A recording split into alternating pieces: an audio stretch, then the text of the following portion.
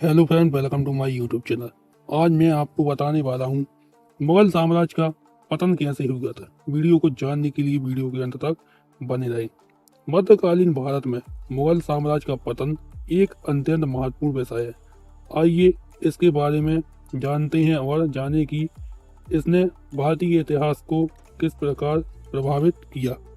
आधुनिक युग से पूर्व मध्य एशिया के सबसे विशाल साम्राज्य में से एक मुगल साम्राज्य था। उनकी अपार संपत्ति खबरें यूरोपीय देशों में खूब चर्चा का विषय थी। इन कहानियों से प्रेरित होकर अंग्रेजों ने भारत पर शासन करने की योजना बनाई। भारत संस्कृति, विरासत, सोने की कीमती पत्थरों से समृद्ध था, इसलिए इसकी तुलना तुर्की और फारसी साम्राज्य से की जाती थी। मुगलों की दरबारी संस्कृति अत्यंत परिष्कृत थी, लेकिन जैसे ही हम जानते हैं कि अंत में सब कुछ नष्ट हो जाता है। मुगल साम्राज्य के पतन के कई कारण थे।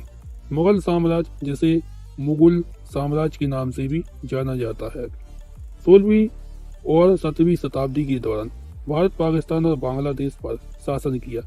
मुगल जातीय रूप से मंगोल थे, लेकिन धर्म से इस्लाम धर्म के अनुयायी थे।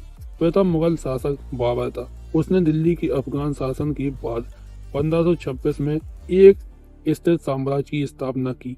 वहाँ कहा जाता है कि बाबर का संबंध चंगेज खान और तैमूर लंग जैसे दो खतरनाक शासकों से था।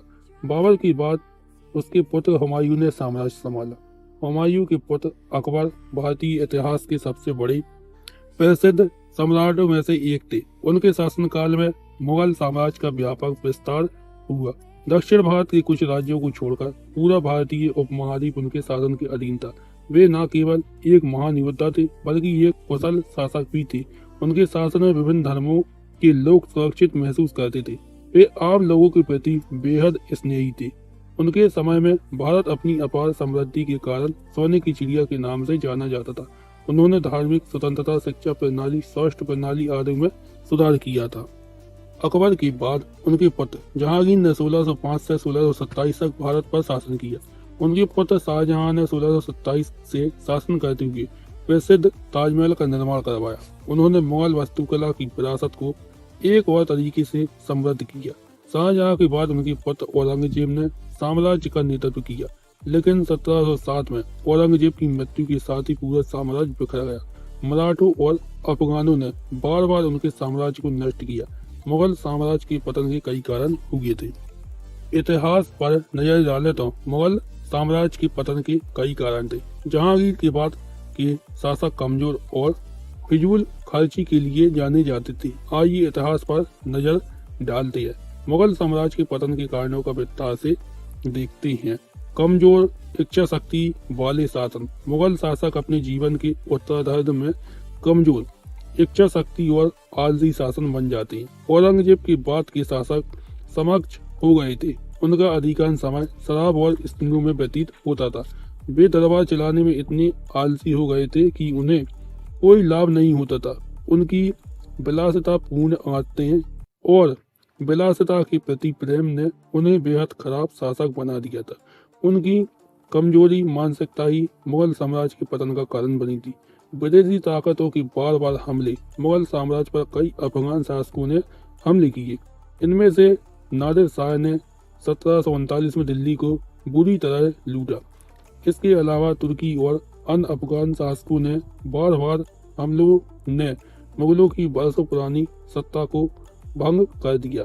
मराठा साम्राज्य द्वारा बार बार किए गए आक्रमण। आंतरिक रूप से मुगलों पर मराठा नेताओं ने सौम्य आक्रमण किए। मराठा नेता अपने भयंकर युद्ध कौशल के लिए जाने जाते थे। मराठा शासक शिवाजी ने साम्राज्यवाद की संरचना को भारी नुकसान पहुंचाया। दक्षिण भारतीय शासकों और राजपूत शासकों ने भी साम्राज्य पर भीषण आक्रमण किए। औरंगजेब की गैर मुस्लिम लोगों के खिलाफ सांप्रदायिक नीतियां। औरंगजेब की सांप्रदायिक नीतियों ने उसके सांप्रदाय को बहुत नुकसान पहुंचाया। औरंगजेब ने हिंदू, बौद्ध और जैन धर्मों की हजारों प्राचीन मंदिर और मूर्तियों को नष्ट कर दिया। उसने पुख्ता सोमनाथ मंदिर, विश्वनाथ मंदिर, मथुरा हम्पी मंदिर, एलोरा मंदिर आदि को भी ध्वस्त कर दिया। हिंदू उसके उदार रवैये से नाराज हो गए और उसके खिलाफ विद्रोह करने लगे। मुगलों को भारत के कई धरोहर स्थलों का निर्माण माना जाता है, लेकिन इन स्थलों के निर्माण में बहुत धन खर्च हुआ। शाहजहां के विलासितापूर्ण शौक ने साम्राज्य की आर्थिक स्थिति को कमजोर कर दिया। विलासिता की वस्तुएं, गहने, हरम आदि भी मुगल साम्राज्य के पतन का कारण बनी। उनके अनावश्यक निवेश ने उनकी सैन्य शक्ति को नष्ट कर दिया। व्यापार, कृषि और आयात निर्यात व्यवस्था चरमरा गई।